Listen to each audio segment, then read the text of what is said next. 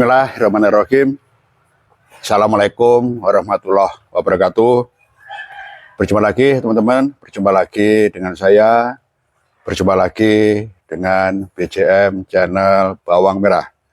Oke teman-teman ya, dalam kesempatan kali ini saya tidak akan memberikan informasi atau update harga ya, tetapi untuk kesempatan kali ini saya bergunakan atau untuk membahas sedikit tentang harga bawang merah beberapa hari ke depan atau nanti di awal bulan September ya. Oke teman-teman ya, melihat situasi kondisi beberapa hari yang lalu atau 3 hari yang lalu paling tidak ya, untuk harga bawang merah ini sebenarnya sudah ada kenaikan ya. Kita semua juga sudah tahu sedikit-sedikit sudah ada kenaikan ya, faktanya seperti itu. Kemudian bagaimana untuk harga kedepannya ya teman-teman, untuk harga kedepannya ini masih kemungkinan masih ada ya, masih ada kenaikan. Akan tetapi kalau kita berbicara masalah kenaikan, ini sedikit terbersit di pikiran saya ya. Kenapa kenaikan ini kok sangat amat berat guys ya? Naiknya sedikit seperti itu. Tidak bisa langsung langsung banyak atau yang cukup signifikan lah seperti itu. Karena memang kita semua tahu juga bawang merah ini kalau kita sebatas melihat tetapi tidak merata. Kita melihat itu panenan yang ada ini hanya ada di Nganjuk ya, yang sedang panen raya. Kemudian juga di Probolinggo yang juga sedang panen raya. Akan tetapi di wilayah lain tidak banyak atau tidak ada panenan. Tetapi harga apa yang kita pikirkan, apa yang kita harapkan ini, harga ini bisa secepat mungkin naik atau kenaikan sendiri ini bisa signifikan seperti itu. Tetapi apa yang terjadi sampai hari ini, harga atau kenaikannya pun tidak seberapa banyak, sedikit-sedikit seperti itu. Nah, apa sih kira-kira penyebabnya? Nah, ini teman-teman juga harus tahu ya. Saya sendiri juga banyak belajar, saya sendiri juga masih belajar. Tetapi ini perlu saya ungkapkan, ini perlu saya sampaikan ke jenengan ya, sebatas wacana saya ya, sebatas gambaran saya. Memang kalau kita bicara panenan tidak banyak teman-teman ya, apalagi situasi kondisi panenan ini sedang tidak maksimal atau bisa dibilang gagal panen yang ada di wilayah Nganjuk sendiri. Meskipun sedang panen raya, tetapi banyak sekali kendala atau kendala yang terjadi, terutama dalam hal hama. Yang pasti hama ulat dan hama gurem ini yang menyerang bawang merah di Nganjuk sehingga hasil panenan tidak bisa maksimal. Begitu pula yang terjadi di Probolinggo, sama kasusnya ya, sama dengan di Nganjuk, yaitu banyaknya bawang merah di lahan yang terserang atau terjangkit hama ulat dan hama gurem, sehingga hasil pun juga tidak bisa maksimal. Dengan dua daerah ini atau dengan dua daerah basis bawang merah ini, dua-duanya tidak bisa maksimal, hasilnya pun sedikit-sedikit. Tetapi kembali lagi, kenapa harga ini juga tidak bisa secepatnya melambung tinggi seperti itu. Nah, setelah kita telisik, menurut saya teman-teman ya, ini banyak informasi yang kita dapat. Ada teman-teman dari Jawa Tengah yang memberikan informasi atau memberikan satu masukan bahwasanya tidak hanya Probolinggo dan Nganjuk saja ternyata yang ada panenan. Ada dari beberapa daerah ya guys ya, yang mungkin bisa jadi ini lepas dari pandangan kita, dari pantauan kita. Salah satu daerah yang meskipun tidak banyak tetapi bisa sedikit menghambat kenaikan harga, terutama ini yang pertama dari daerah Jawa Tengah, ada dari daerah Kretek dan mana tadi ya, yang pasti dari ini teman-teman ya, dari daerah Jawa Tengah ya, dari Sragen ya, kemudian dari Jogja, Kretek ya, dari Bantul.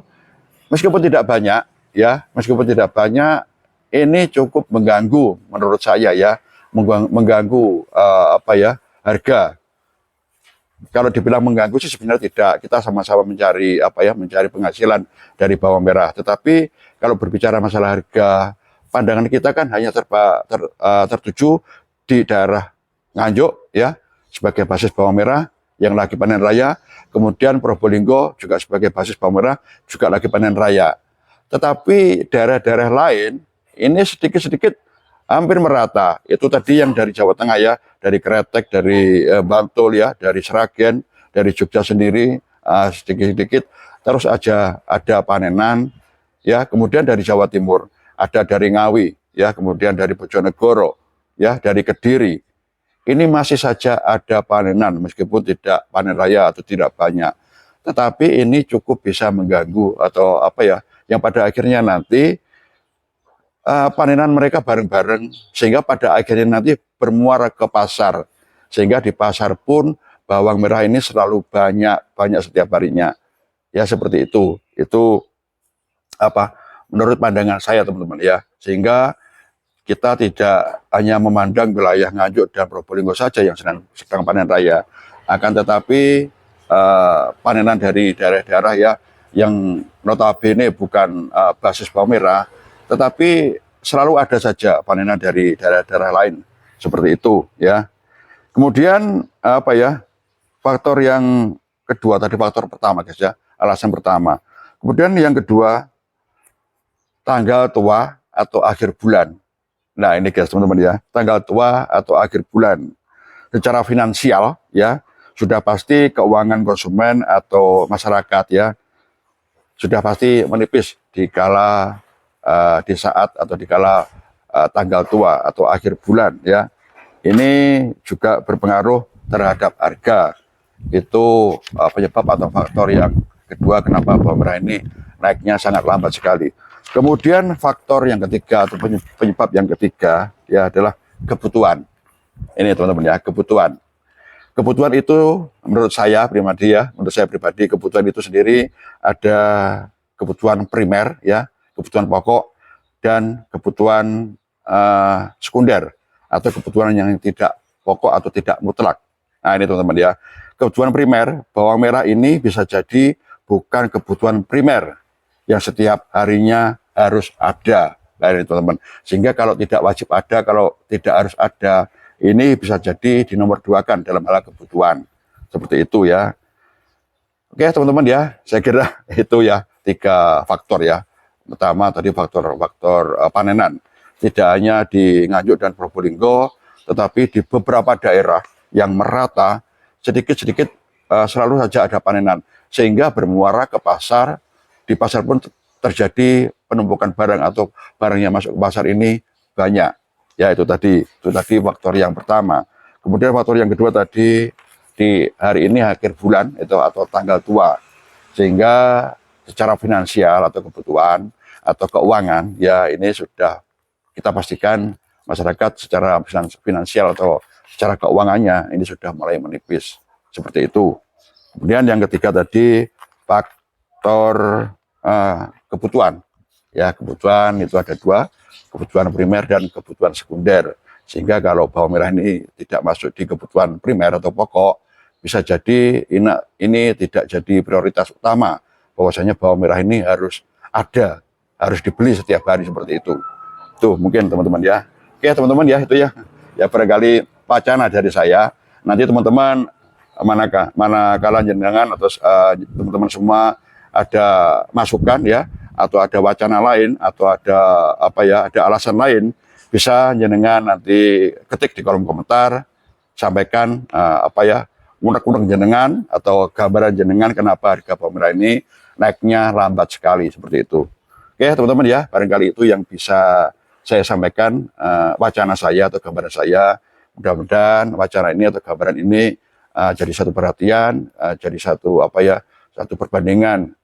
Manakala teman-teman khususnya para penebas ya, juga pengirim, ini harus hati-hati karena kita kirim bawang merah ke pasar ini tujuannya untuk mencari pendapatan atau penghasilan. Tetapi kalau pengiriman ini selalu banyak, otomatis harga nanti yang akan apa ya, berdampak pada harga, sulitnya harga ini untuk naik. Seperti itu teman-teman. Oke, saya kira itu teman-teman ya. Manakala ada kurang lebihnya ya, ada salah gelap serta dosa saya dalam memberikan wacana atau gambaran kali ini, saya mohon maaf yang sebesar-besarnya. Akhir kata, wabillahi taufiq wal hidayah. Wassalamualaikum warahmatullahi wabarakatuh.